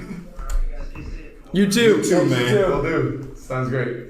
Well, that was freaking That was awesome. a lot of fun. Yeah, I love That was a that lot was of cool. fun. And oh man. I love my Cleveland Browns. I really do. Oh, you Yeah. How can you not? When you really talk- this one is, you cannot not love them. No. Hold on a second. I just want to thank you because I'm the one that booked that interview, even though I am. Oh, so now we're fan. doing thank yous? We're Yeah, doing thank yous Acknowledgements. now? Thank you, Peyton, for booking. This studio's pretty cool. Thank you, Keith. Listen, you and I both have to go on Jimmy Fallon and write out those thank you notes. Thank you, Austin, for showing up this week and being super tan. Hey, you're welcome. Thank you, Riggs, for taking us to break and talking baseball when we get back. Thank you, Peyton, for booking the Pumpkinhead. When we get back on the We Like Sportz podcast, we're going to talk some baseball, right? Right. We'll see you after this break. And we're back on the We Like Sportz podcast with Riggs, Peyton, Austin, and Keith. I think I went in another order this time. As long as I'm not last. No. Don't worry. I can be last. I was the last to join the show. You can make me last. I'll make sure we all, I have was the our last turn. to join the show. man. That's back in that other station days when we weren't in a studio. We'll just In draw the a red line stadium, through you that. mean? Look at the stadium. We'll just Yeah. draw a red Even line. though my left hand disappears, we're still in the stadium. Yeah, that's for sure. Why do you have green on your hand? Because he got choked from behind. Right? No. Wrong guy. Wrong guy. Anyways, though, obviously Bartolo Colon, he's 47 years old. Oh my God, sorry. Bartolo Colon, Keith, focus. I'm sorry. Focus. Tyler's being Tyler, and he actually got me this time. I'd rather be a Tyler than another name. But that'd be a Dave. Yeah, just get on with it. It's one shot a week. What about Bartolo? You know We all do about one. shots, right? Yeah, you threw out about 20 of them the one night. We thought we were talking about getting a gang war. Yeah, I thought we were going to go back to Cleveland and throw some fists, dude. Bartolo Colon? Yeah, Bartolo Colon. Anyways, turned 47, I think, last week or the week before. I know last week we completely forgot about the script, and actually the Paul George thing was actually a part of that, so that's why I wanted to hit it right away today. Sure. But anyways, though, Bartolo Colon, age 47, still wants to play, has said that he'd more than likely want to play with the Mets, but also he said, I'm open to going anywhere. What if, here's the situation I'm thinking. You have Clevenger, Bieber, Carrasco, if he's able to start. If not, you can put him in the bullpen as a long relief guy. Have Bartolo Colon in there with Savale and Plesac. I think Colon's past his age, man. Jamie Moyer pitched until 51. But that was a different game. You still had those guys. Listen, nowadays you have to throw 70 pitches and you're done. Right? They don't want you to go over 100 pitches. They don't want you to do that. Colon, with the way his arm is right now, he's old. They're not going to let him throw over 50. Right, like you said, middle reliever or something like that. I don't see him starting whatsoever. Not just that. No, just I'm not trying to be funny about his age or his, because of his he's not youth anymore. But I thought you were going to take a stab at his weight. No, but can he still could hit go? fingers. I was going to, but I wasn't going to take a stab at it. Can he still go? Can he still condition himself like the athlete that he was? If he is that serious about a comeback, is he doing something about it now? You do realize Cologne was given the option, right? Did you guys hear about this? Cologne was given the option: lose 70 pounds and get an extra $1 million on his contract, I remember or hearing this. don't, and he said no. That's how Cologne's always been. Look, he's a pitcher. He knows he's a pitcher. He doesn't want to be anything other than a pitcher, but he can't go the distance. I know that. Yeah, I'm sorry. I don't want to see Bartolo Colon in a baseball uniform unless he's in the National League so I can see him hit. Yeah. That's the only way I want. I'd might take to see Bartolo Colon stand at the plate. That's Bartolo just can hit to watch him do dingers. that. I mean, he hit one in San Diego. He hit a dinger. Off the was it the dinger. The building, the left field in San Diego. Yeah. Factory. Yeah. Who's older, Bartolo? No, Bartolo's way older than CC Sabathia. Never mind. Yeah. But the thing is, he though, can't come back. Bartolo Colon is Speaking still of getting the which, trade, though- though. Like, when the Indians traded him, that trade's still paying off. Like, every player that they've had since then has been somehow, like, the Shaq theory. Like, all these players played with Shaq in the NBA Finals. It's the domino Same thing with effect. Bartolo It's the Colon. It is paying off. You're right. I heard Riggs bring up CeCe. Did you guys see how in shape CeCe Sabathia Yeah. got? Yeah, actually, why don't I just cue up Wow. our producer, though, too, before we end up getting into the whole entire, like, rest of the baseball thing. What about Joe Thomas and him being in shape, too? Yes. I mean, this dude is jacked.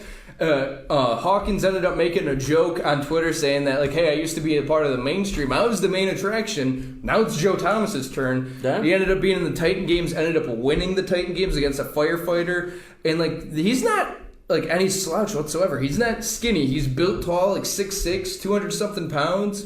Like, look at it. Honestly, he is jacked. And yes. That's a $6 million man right there. Like, he can still play possibly if he wanted to. Exactly. And if you're a Browns fan, if he's in that shape right there, would you want him to play? Yes, come back to Berea, homie. Come back, please. But now, see the same thing. Would you rather have CC Sabathia or would you rather have Bartolo Colon? Look at Bartolo I'll take CC Look at Sabathia. Bartolo Colon doesn't give I'll a tell you crap. what, CC's getting ripped. CC was even able to play up until about a year and a half, 2 years ago. The shape he's in now, he could play for another year or two. But you have seen Bartolo Colon, the famous play of him grabbing it, throwing it behind his back. At first, he still is an athlete. I'm not saying Colon is an athlete. Well, but pitchers are a different breed. They're not necessarily athletes. They're a different breed. CC too also ended up losing weight when he ended up joining the Yankees too. I want to say he had to. This is all in their contract. It was their rule with the Yankees. They're trying to get these pitchers who are pitching, 16 plus years and be a lifer. Like Kluber was supposed to be an Indians lifer. I honestly think though, and I said this in the past, I think his career starts to go downhill. Sadly, I think Kluber's done. Yeah, Kluber's done, just like Miller's done. With the injuries and him trying to be prideful and trying to hide it against management, you let your team down. And this year too, if it's a complete loss as well, Corey Kluber's like 35. Those years are ticking, brother. Yeah. But he didn't become legit until he was almost 30 years old. But that's the point. Exactly. That's also credit to the Indians' developmental staff. They are so good at developing pitchers. We've seen that. Yeah. They can make anybody. Well, Cliff Lee, CC Sabathia, Bartolo Colon. I mean, you're looking at all these players, but to Carlos have Carrasco, but Danny to have Salazar. And even Shane Bieber now. Yeah, Shane Bieber. But you have these right now with the Indians situation. You need to have players that, especially pitchers, that are going to be here for 2, 3, 4 years if you're going to try to win a ring. Yes. And there's CC Sabathia right now up on the screen coming up shortly. There we go. I mean, look at him. He's a man beast. You know what I mean? That man's going to throw what? Can that person right there throw an easy 95? Yeah. Possibly. Yeah, I think he could. He was, 300 plus pounds when he was with the Indians? He's retired now. Yeah. I'm 99% sure he's retired. He's not playing with the Yankees, and now he's in probably the best shape of his life. Yeah. But that also happened with Joe Thomas. Yeah, Joe Thomas retired and got in the best shape of his life. He didn't need to keep the weight. Yeah, you're not waking up doing 2-a-days or practice or batting cages. So you can wake up in condition whenever the hell you want, honestly. And not have to have that fallback, because we talked about it earlier and a couple shows behind. These pitchers, the way they're conditioning now, injury prone, because they're going for bigger, faster, stronger. Yep. It's not what a pitcher's supposed to be. Do you remember Nolan Ryan, for God's sakes, pitches whole games. Whole games he would pitch whole games. And we didn't have to worry about that. When did he now, pitch? Whole games. All right. Whole games. But you don't Not have half a game. But you don't have you don't see that anymore. You don't see players doing that because of the way the coaches run everything. You got 3 pitchers sometimes in an inning, depending on if they're batting right or left. And to bring back from 2 weeks ago when we had my former coach, Mark Zofka on, and we were talking about the fact of a 7-inning game. What would that do for these veterans who don't necessarily have to go out there and throw 6 innings every time? And they could go out there and throw 5 innings and get to the bullpen, and you win a game because they kept you in the game for 5 innings. If you can only go 5 innings in a game nowadays, it's like, you got a 50-50 shot of winning the game. But if you go 5 innings in today's game with the 7-inning rule, and these older He's just laughing. You're making me laugh. I've seen several articles too that it's just the fact of if the games end up actually being played outside of the whole entire salary cap stuff, what I do want to hit on still because they're absolutely getting screwed over.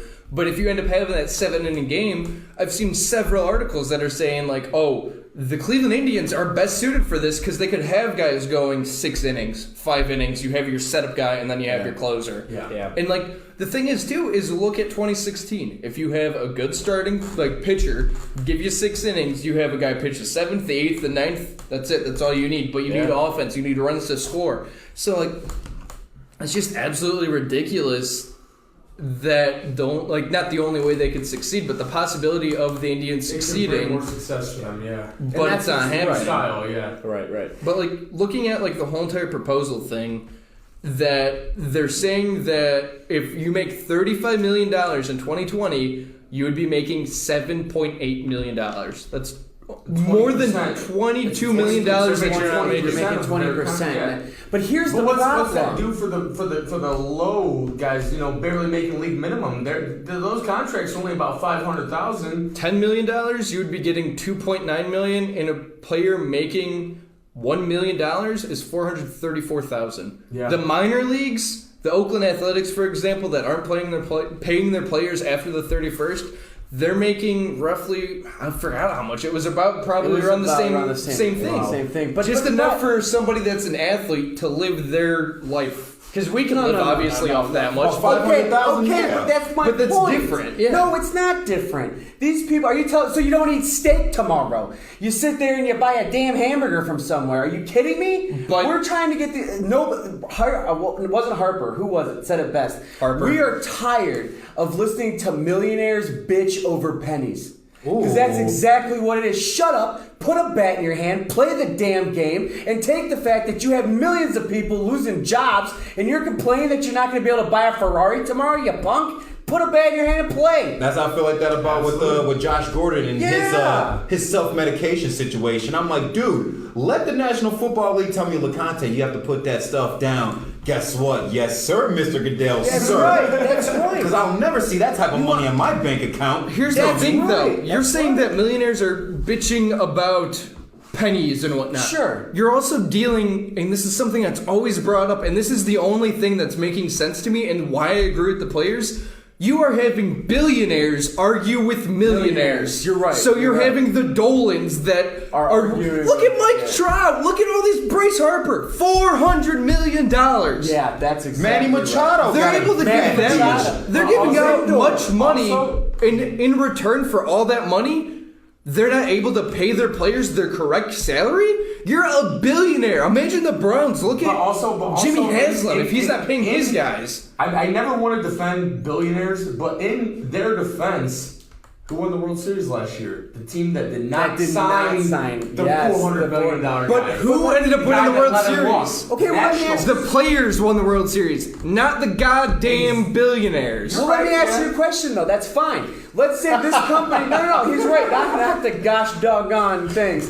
Let me ask you this. I'm sorry, that was my first slip up. And it was. You were passionate. Oh, thank you. Well, listen, you have millionaires. If I own a company and I can't do something because my company is sick with this fake pandemic thing and I'm supposed to not be able to do anything, you're telling me that it's my responsibility to pay my employees out of my pocket? Hell no, it's not. Get a job. If I'm saying you can come back and play. So I can't afford to pay you $50 an hour, but I can afford to pay you $30 Guess what? You're getting $30 an hour. Can't buy a Ferrari, drop down to a freaking Porsche. But it's also not the fact that they're the millionaires. Like Trevor Bauer has stated, it's not the fact that he's not getting paid. It's these minor league guys. Like we've literally interviewed Max Herman. Yeah. He's in the Angels organization, a minor leaguer. If he played for the A's, this upcoming Friday? Yeah. He's done getting paid. And I think this Saturday or Sunday, he's done getting paid for the year. But Trevor Bauer is saying, hey, I don't care about for myself. Like, I get it. But it's the minor leaguers that are working their way up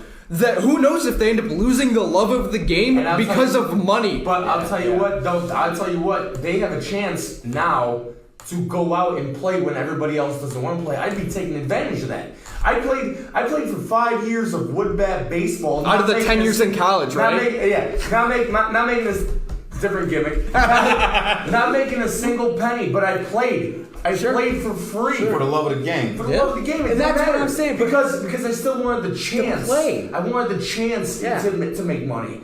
I did it. It's just, but I'd still do it again. I just can't back people who are like, I want $400 million. You're not going to pay $500 million to play the same game my son plays in a park.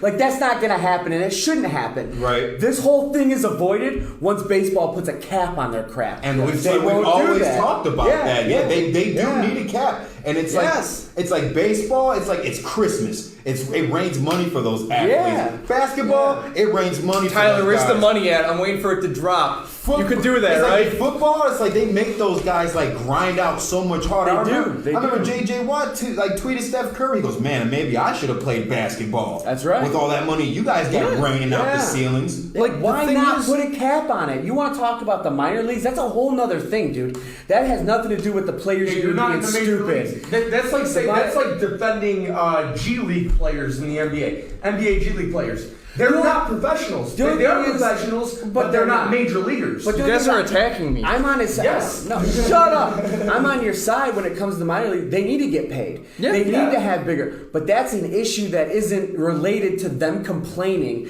about not making millions of dollars running down a white chalk line. But also if you're cutting back so much, why can't you afford that $50,000 contract for a single player? And I agree with that. And the thing is too is I'm saying this and I don't mean to brag at all because I know I bring up the radio station a lot, but it's two types of sports talk. It's a different opinion you hear, and that's the stuff I love because you hear a different opinion. My boss at the radio station, Troy Baumgartner, I know he's probably not watching because he doesn't have me on Facebook, but if he ends up hearing this somehow, he's gotten to the point that he said that, I got to do what I got to do, right? But anyways, though, he's gotten to the point, though, that he thinks it's at a standstill because in 2021, you know what happens? The Players Association and the owners, the agreement, they have to end up figuring out an agreement. So they're taking as much as possible to see how much BS that these players will put up with until they go, quit messing with my money. But they did that in 94. Yeah. The stupid thing. There was a strike in 94. We got no season in 94. No, and it's the same crap because they're complaining about it. Dude, listen, do you have any idea? I watch baseball from a couch on a TV. I don't watch baseball from a penthouse with my supermodel girlfriend who's married to Nick Swisher because he's a douchebag. Like, I don't do that. I don't do that. But if you look at the people who are watching it, blue-collar people, people who work, are not understanding why these players are going, I can't just take $400,000 for maybe 3 months. Shut up and take it. Exactly. Shut up and take it. Give me league minimum right now. Yes. Right now. Absolutely. But it shows how humble we are, and it's just, they're so used to that. You know what I'm saying? Only $400, come on now. That's what I'm saying. I'm telling you, Nick Swisher is somewhere talking to these people, going, don't do it, don't do it, don't do it. That's because Nick Swisher's a D-bag. And he's that type of player that always wanted more money because he wasn't very good and he sucked. But the thing is too, it sucks though. Besides Nick Swisher, but anyways though. Brohio, cuz Brohio. Brohio, we'd love to have you on the show. No, we wouldn't. I would. No, I'm good. I'm just kidding. But anyways though, the thing is that literally, there's 4 of us. 1 out of 4 people think that baseball. I'm understanding because if I'm putting myself in the shoes of any player, it sucks. Yeah. No matter what. Obviously, I would probably be just as mad if I didn't end up having any type of income. Just the average Joe on the street that end up losing their job. I get that. But the fact of the matter is you literally are screwing with a player's money. And, like, obviously, so much factors, though. Like, there's no fans. Fans are income. Francisco Lindor, if this would not have happened, he wouldn't have ended up either way. If this is just another excuse for Lindor to say, I don't want to sign because there's no attendance money. The Dolans aren't going to pay, and the owners are going to use that as an excuse. And when you're an owner that owns a corporation, I mean, look at Progressive. How much money? What is the net worth of Progressive, the insurance company? Billions. So they're having the name on the stadium. You add the fact in that the Dolans are billionaires. You just have so much money up in the air that's not being spent. It's so irritating, and it pisses me off to the point that it just doesn't fall into place. It's not deserved for the players to go out there and just do what the billionaire that it just comes down to an ownership literally owning you. Yeah, and they don't own you. You signed a contract. They own your ass. That goes back to that dumbass LeBron James. I'm sorry, saying, "Oh, we're all slaves." What the hell, slave? Do you know makes $60 million on a pair of freaking shoes? Like, are you kidding me? You're not all slaves, you moron. You signed a piece of paper that goes from Swisher to Trout to Harper to everybody. You don't own you. You can walk out of there at any minute. These people are getting paid millions of dollars to swing a bat, Peyton. Hot take. Yeah. I'm not changing my stance though, Keith. That's why rich. You ever hear the saying? You ever hear the saying when they say rich people are so cheap? Yeah. They never spend any money. Yeah. Well, there you go. That's right. Look at the Dolans. I guarantee, like, you go out to eat dinner with the Dolans. Oh yeah, he's got this. He's gonna look at you and be like, "Hey, you want to cash at me your half of the what?" Literally, in do you want to sign Lindor or not? That is the thing, though. They are willing to do that, though. They say enjoy him. Fans cry and moan, and they go, you know what? If you want him to stay so bad, give me the money. Show me the money. You can only give so. Dude, are you telling me that if we go to the state, we go? I'm sweating. So I know it's hot as hell in here, man. Like, it is burning up.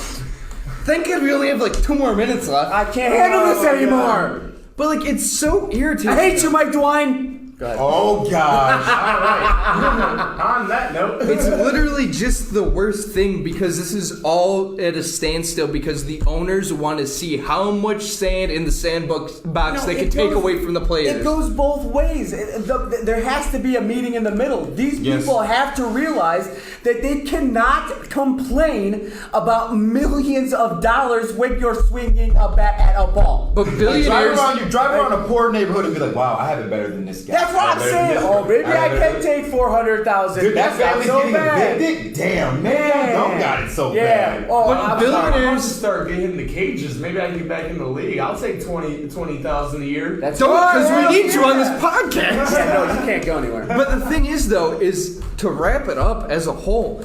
They're again billionaires. Who's making more in the situation? Billionaires that are doing nothing.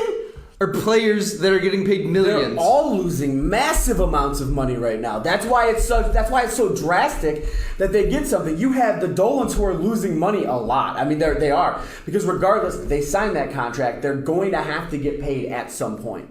So if you look at exactly what the Dolans are doing, what baseball's doing as a whole, baseball's going, look, we'll do ad revenue, we'll do ad sharing, we'll do all that or whatever. And the problem is the players are going, no, it's not good enough for me. 20%, blah, I want 100% of my contract. Nobody said ever we wanted COVID to do this. Nobody said, you got COVID, I can't wait for this to happen. Nobody wanted that. The thing. Literally, do you realize that literally it was the Oprah of COVID? You get COVID, you get COVID, you get COVID. Everybody gets COVID, and now everybody's complaining about we're sympathizing with millionaires who play a child's game. The billionaires took 20%. That was fine. We're okay with it. You're a Bernie Sanders supporter. This is your wet dream. This is exactly what you want. And you're complaining. This is a sports podcast and not a politics podcast. But anyways, they take 20% and then they go, no, that's not good enough. I want to take 20 more. That's BS in my opinion. Anyways, though, as we wrap it up, I know Keith's going to end up... Somebody's going to do something stupid here in a minute. It might be me taking a shirt off because it's so damn hot. I should be taking my shirt off. Yours is already halfway off! Anyways, though, next week, Wednesday, 7:30 to 9:30, the We Like Sportz Podcast. Tune in, as well as 9 a.m. Thursday morning, a.k.a. tomorrow, YouTube, 9 a.m. We Like Sportz Podcast on YouTube. Google, Spotify, Stitcher, Anchor, and Apple Podcasts. That'll be the replay of the show. This is one hell of a show. It was debateful. It involved money. It did. Give me the rest of your money because I think I deserve 20% of it. I'll put my pants on right now for you to kiss my ass. That's not a very good... All right, we should leave. Yeah. Good night, everybody.